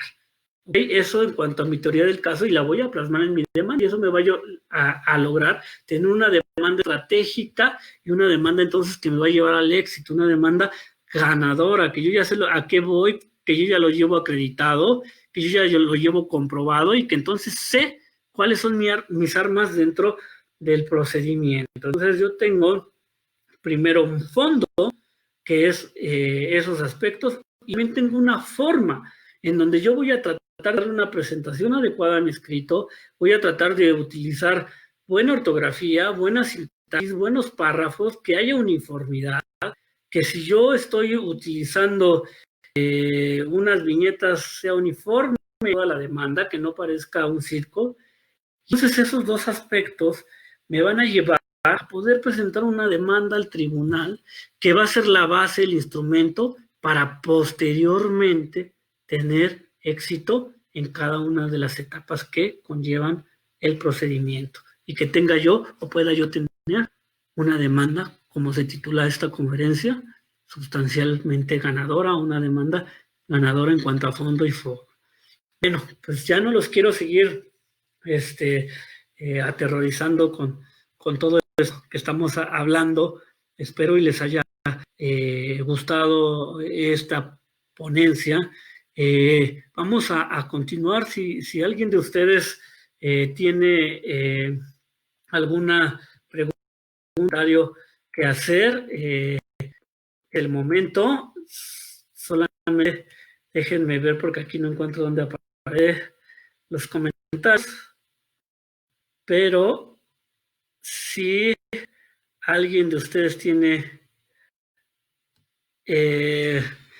aquí veo una, por ejemplo, dice Manuel Ponce, en una acción de pago es necesario una pericial o con el puro cheque que exige el banco, el juez puede determinar que la firma no corresponde al actor. Bueno, fíjense, aquí cuando nosotros estamos hablando de un cheque, que habría que ver, la acción que vas a ejercitar es la de pago. Entonces, dice, o con el puro cheque que exige el banco, el juez puede determinar que la firma no corresponde al actor. Ahí hay que ver las pretensiones. Si yo estoy exhibiendo un cheque y mi contraparte establece que ese cheque la firma es falsa, le toca acreditar y entonces la prueba idónea sería la pericial. El juez no tiene los conocimientos para determinar esta firma es falsa.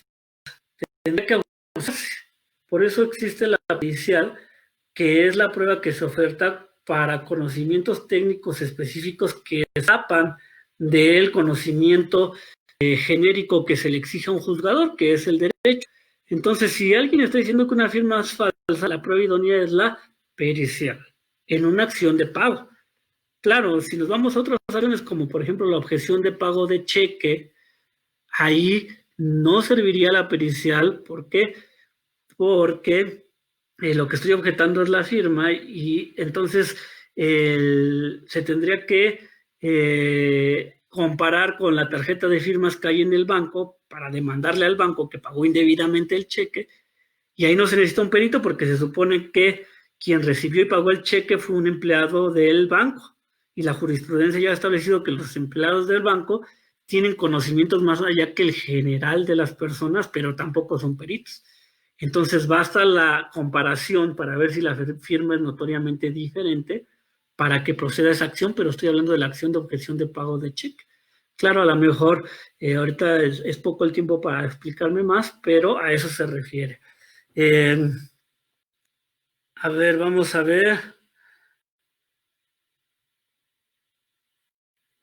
Nos dice Cari Vega, ¿es recomendable usar la mayúscula? La mayúscula, ahí va a depender de tu estilo, mi querida Cari Vega, porque si lo importante en un escrito, tal como en una demanda, tanto como en un escrito para algún trabajo, alguna investigación, es darle uniformidad. Si yo voy a usar mayúsculas para resaltar, entonces yo en todo mi escrito voy a usar mayúsculas. Voy a usar mayúsculas en una parte, en otra cursiva, en otra en negritas. Ahora, ¿qué es lo que se recomienda para dar una idea? Cursivas o bien negritas, no tanto la mayúscula, pero no está prohibido, y si es tu estilo, solamente hay que cuidar de la uniformidad en el escrito para que tenga una estructura y sea entendible, ¿ok?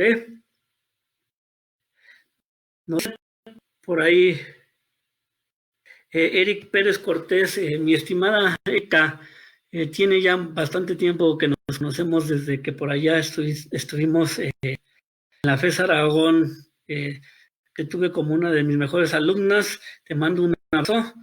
Dice, buenas tardes, nos dice, gracias por compartir sus vastos conocimientos. Mi pregunta es, cuando se invocan las leyes aplicadas al caso, como lo son los tratados internacionales, leyes, jurisprudencias, se hizo mención de las tesis aisladas, la pregunta es, ¿qué tan válida e importante es invocar una tesis aislada para el escrito de demanda? Ojo, las tesis aisladas son validadoras, y es muy válido invocarlas, a menos que ya hayan sido superadas por una jurisprudencia. Pero las tesis aisladas podemos invocarlas como orientadoras y sobre todo como las que dan respaldo a lo que yo estoy diciendo, ¿no? Aquellas que, si bien no son obligatorias, no son vinculantes, pero sí dan pauta a una opinión previa que ya hay. Acuérdense que es muy importante los precedentes y que pueden orillar al jugador a adoptar esa idea que está en esa tesis. Entonces, es muy válido, solo tener cuidado que no haya jurisprudencia que ya haya declarado superada tesis.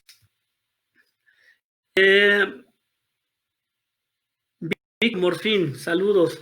¿Cuántas jurisprudencias sugiere mencionar en la demanda?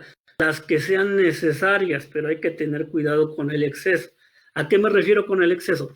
Si ya en una jurisprudencia resuelve el asunto de una manera y tengo 5 tesis aisladas que lo reciben, pues solo pongo la jurisprudencia vinculante y obligatoria y no pego las 5 tesis, porque eso ya sería sobreabundante.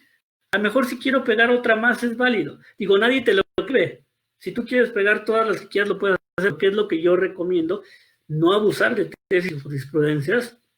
Pero si yo, a lo mejor en mi caso, hay 20 tesis que van en diferentes sentidos, pero que todas ayudan a mi caso, es válido citarlas.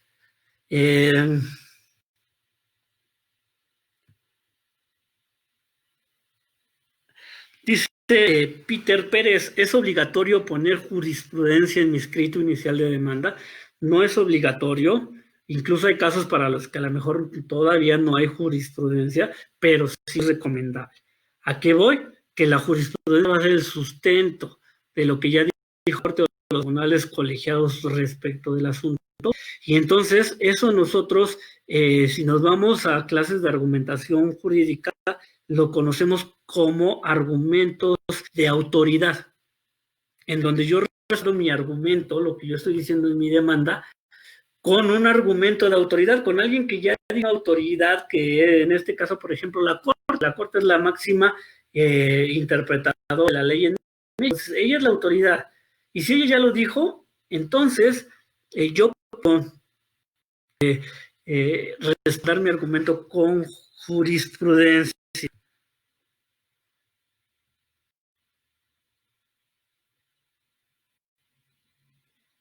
Dice Lenin Bla, en un ejecutivo mercantil cuyo documento base de la acción es un pagaré, ¿qué más aparte de dicho documento puede considerarse para la teoría del caso?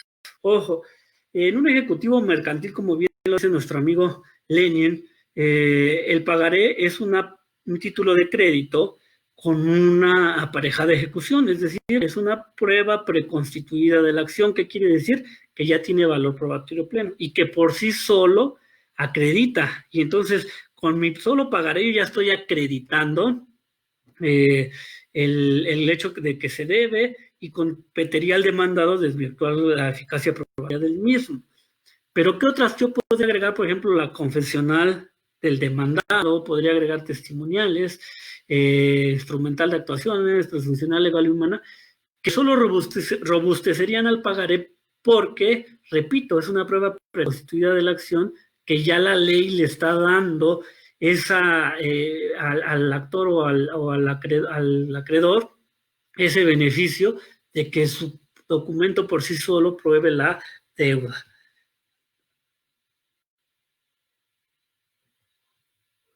A ver, dice por aquí,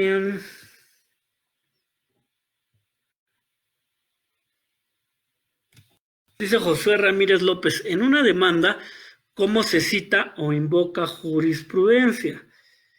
Vamos a seguir las reglas o lo que nos recomienda el Instituto de Investigaciones Jurídicas de la UNAM. Por ahí yo les recomiendo, hay unos lineamientos editoriales del Instituto de Investigaciones Jurídicas que son muy buenos. La ley no te dice que específicamente cómo hacerlo, pero estos criterios editoriales nos dicen que hay que hacerlo como nos establece la Corte, ¿no? Entonces, cuando ustedes copian del Semanario Judicial de la Federación una tesis, ya trae ahí el número de registro. Entonces lo podemos hacer como viene ahí, en apoyo a lo anterior, cito la siguiente jurisprudencia por reiteración de criterios de la 9ª época, emitida por los tribunales colegiados de circuito, tal, que es del tenor siguiente.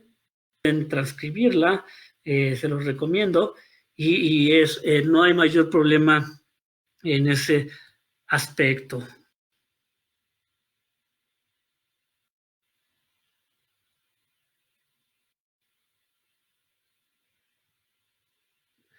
Dice Santos Daisy, con la entrada, se me movió un poco.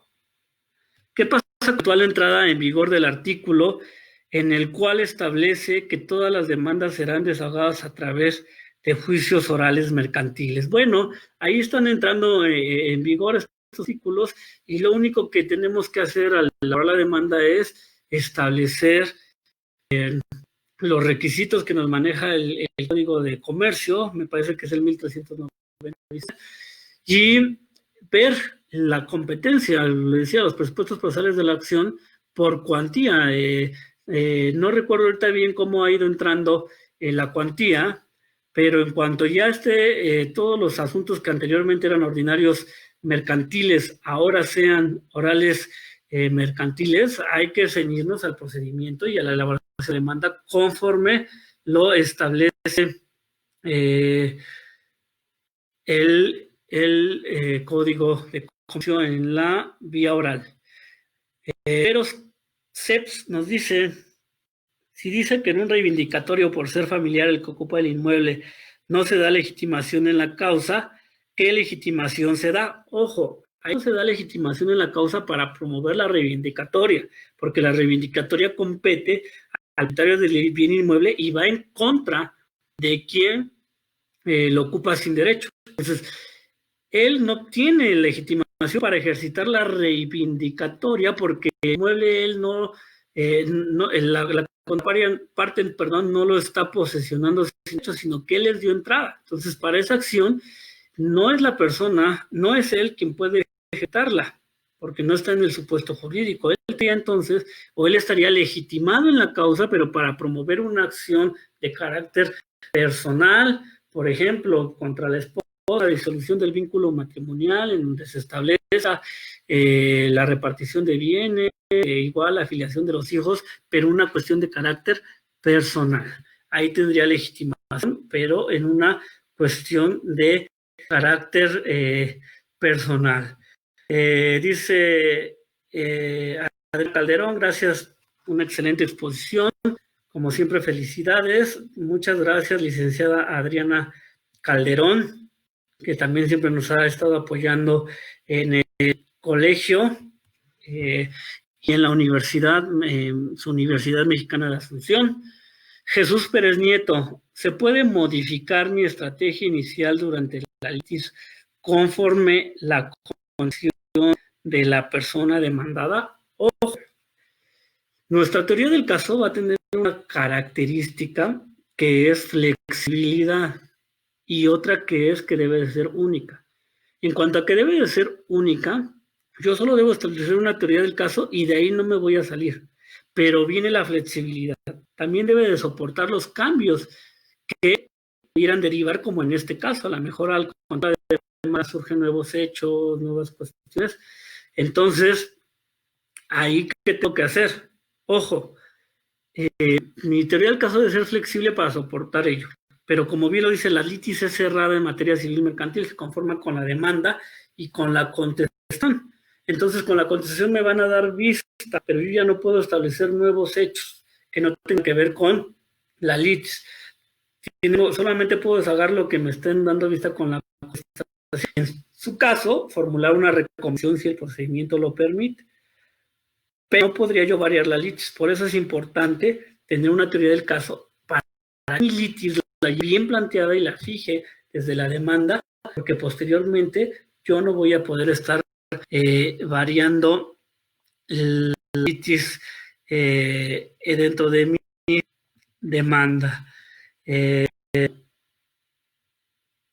Bueno, no sé si tengan alguna otra algún otro cuestionamiento. Aquí me parece que ya los demás son saludos.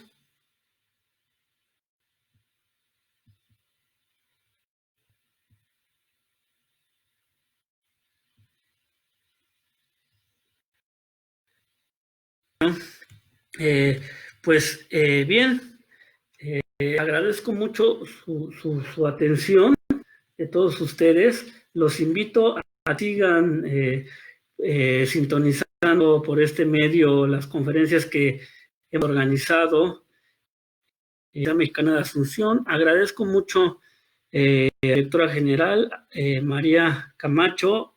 Agradezco también a la licenciada Patricia García Guerrero, que es parte o es la cabeza que está coordinando todo esto, estas conferencias en línea. Es nuestra coordinadora administrativa, a quien agradezco, y también agradezco a los maestros que vienen en las siguientes sesiones, que de manera altruista están apoyándonos para que la universidad pueda seguir transmitiendo el conocimiento en estos tiempos de pandemia. Yo les agradezco a todos haber estado aquí en la clase y les pido que si les ha gustado esta conferencia, le en la página de la universidad, y yo quedo a su disposición en mi página de Facebook, Jorge Camacho, y también en mi página de YouTube, que también es Jorge Ortega Camacho. Y pues, sin más, por el momento, reciban todos un fuerte abrazo y que sea leve esta pandemia. Sueñen en grande y tengan pasión por cumplir. Muchas gracias.